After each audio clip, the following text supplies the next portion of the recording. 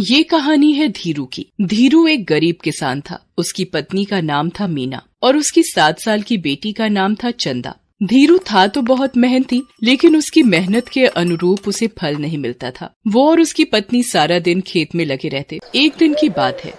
माँ, अब बुला लाऊं पिताजी को? मुझे तो जोरों की भूख लगी है। हाँ हाँ बुला ला, तेरी ही वो सुनेंगे। मैं तो कब से बुला रही हूँ, लेकिन वो है कि सुनते ही नहीं। मीना की हाँ सुनते ही चंदा भागती हुई धीरू के पास गई।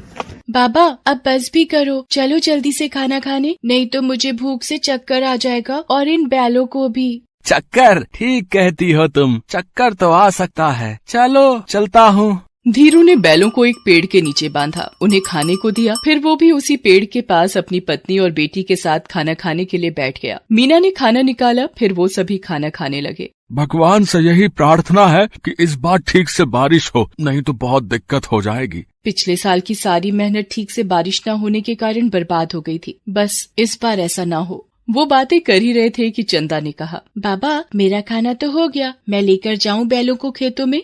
अरे नहीं नहीं, तुमसे नहीं संभलेंगे ये। अरे बाबा, ये दोनों मेरे अच्छे दोस्त हैं, मेरी बात सुनते हैं, जाने दो बाबा, जाने दो ना। नहीं, इस तरह जिद नहीं करते। बाबा आप ही बोलो ना माँ को। अब तो धीरू का भी खाना हो गया था। चल अब मैं भी चलता हूँ तेरे साथ, चल।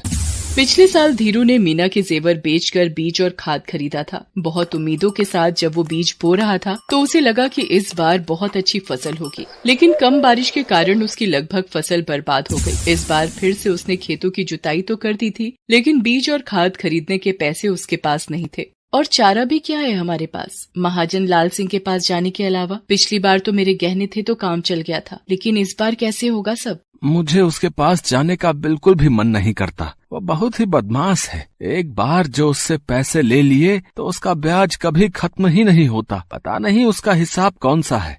पूरी रात धीरू को नींद नहीं आई। उसे समझ नहीं आ रहा था कि पैसों का इंतजाम कैसे होगा। लाल सिंह के पास से पैसे तो तुरंत मिल जाते, लेकिन उसके कई दोस्त उसके चंगुल में आकर अपनी जमीन तक गंवा चुके थे। समझ नहीं आ रहा क्या करूं, कहां से लाऊं पैसे। अगर पैसे नहीं जुगाड़ हुए तो खेती कैसे करूंगा। रात से सुबह हो गई, लेकिन धीरू के सवालों का जवाब नहीं मिला। अब बिना बीज और बिना खाद खेती तो संभव नहीं। ना चाहते हुए भी धीरू को मन मार कर महाजन लाल सिंह के पास जाना ही पड़ा। अरे आओ आओ धीरू भाई, कहो कैसे आना हुआ? वो कुछ पैसों की जरूरत थी बीज और खाद के लिए। अरे इसमें हिचकने की क्या बात है, हम तो बैठे ही हैं जरूरतमंदों की सेवा के लिए, समाज सेवा के लिए। पता है धीरू, ये जीना भी कोई जीना है। अगर आप किसी की मदद नहीं करें तो मैं तो भगवान का लाख लाख शुक्रिया अदा करता हूँ कि उन्होंने मुझ जैसे इंसान को तुम लोगों की सेवा के लिए चुना है। लाल सिंह की बात को सुनकर धीरू को गुस्सा तो बहुत आ रहा था, क्योंकि पूरे गांव को उसकी असलियत पता थी। फिर भी वो चुपचाप उसकी बात सुन रहा था, क्योंकि इस समय वही उसकी मदद कर सकता था। अरे क्या सोच रहे हो? कुछ नहीं। कितने पैसे चाहिए? 10,000। अरे 10 ले, 20 ले, 50 ले, लेकिन तुझे तो पता है ना ब्याज 20% से कम नहीं लगेगा। धीरू ने उससे पैसे लिए और वहाँ से निकल गया। रास्ते में वो ये सोचते जा रहा था, बेईमान कहीं का, 20% ब्याज लेता है और कहता है समाज सेवा कर रहा हूँ। दुख की बात ये है कि ऐसे लोगों की ही भगवान मदद करता है और हम जैसे लोग दर दर की ठोकरें खाते हैं। इस बीच धीरू बीज खाद सब ले आता है। ईश्वर की कृपा से बारिश भी अच्छी होती है। कुछ महीनों बाद ही उसकी फसलें लहलहा उठती हैं। देख रही हो मीना, ये लहलहाती फसल एक किसान की जीत का यही तो प्रमाण है। भगवान ने हमारी सुन ली। मीना, इस बार चंदा के लिए नए कपड़े और वो जो गुड़िया हम देख कर आए थे ना शहर की मार्केट में। कौन सी? अरे वो लाल वाली। हाँ याद आया। वो इसके लिए ले आएंगे। कितनी खुश हो जाएगी ना हमारी चंदा।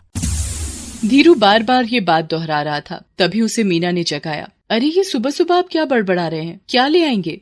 धीरू ये सारी बातें सपने में देख रहा था। हालांकि उसने बीज वगैरह बो दिए थे। थोड़ी बारिश भी हुई थी, इसलिए ज्यादा परेशानी नहीं हुई, लेकिन फिर तो जैसे बादल रूठ ही गए। पूरे गांव के किसान एक बार फिर से परेशान हो गए। अगर ठीक से बारिश नहीं होगी तो फसल तो मर जाएंगे। यही ख्याल सबके जहन में आ रहा था। दिन बीतते जा रहे थे, लेकिन बारिश का नामो निशान नहीं था। आखिरकार वही हुआ जिसका डर था। इस साल भी बादल थोड़ा ही बरस कर रह गए। इस साल भी उतनी बारिश नहीं हुई जितने की जरूरत थी। बारिश के अभाव में किसानों की सारी मेहनत बर्बाद हो गई। लेकिन इन सब बातों की फिक्र लाल सिंह को कहाँ। वो गाँव वालों से अपने पैसे के तगादे में निकल पड़ा।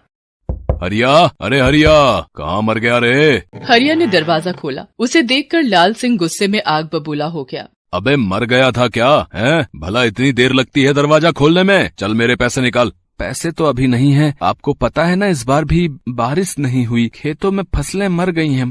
तू भी जाकर मर जा, लेकिन मेरे पैसे देकर। कहाँ से लाऊं मैं पैसे? बे पागल वागल हो गया है क्या? मैं कैसे बताऊं कहाँ से लाएगा पैसे? चोरी कर, डाका डाल, या नहीं तो अपना खेत कर मेरे नाम। चल।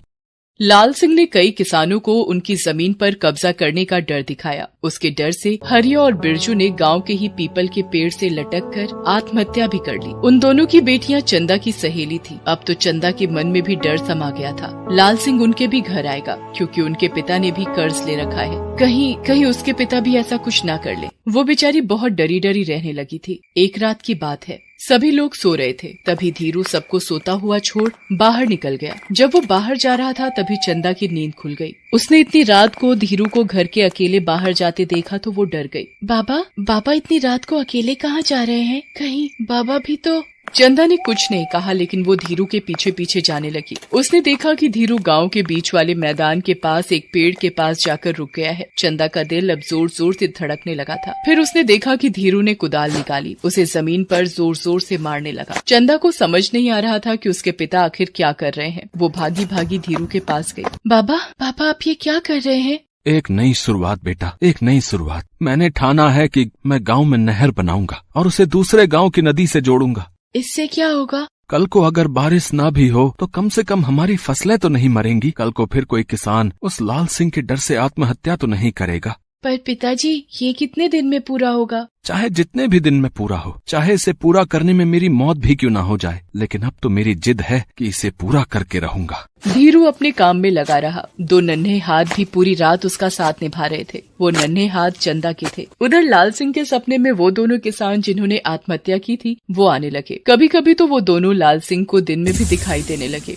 अरे वो देखो, हरिया और बिरजू फिर आ गए। अरे फिर आ गए हैं। अरे जाओ जाओ यहाँ से जाओ। लाल सिंह की ये हरकतें बढ़ती जा रही थी।